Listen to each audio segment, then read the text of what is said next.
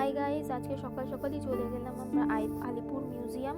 Alipur museum মানে আলিপুর জেলটাকেই মিউজিয়ামে এখন করে দেওয়া হয়েছে, তোমরা সকলেই জানো।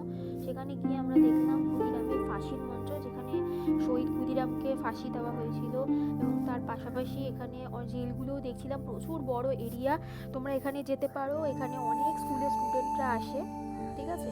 আর এখানে স্বাধীনতা সংগ্রামীরা, শুধুমাত্র ক্ষুদিরাম না, এমনকি আমাদের নেতাজি সুভাষচন্দ্র বসু পর্যন্ত এই জেলে কিছুদিনের জন্য ছিলেন।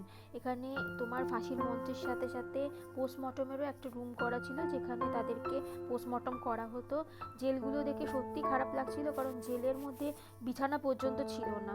তো এগুলো দেখে আমরা বুঝতে পারি 1947-এ তারা আমাদের দেশে স্বাধীনতা সংগ্রামের জন্য কত কিছু করেছেন।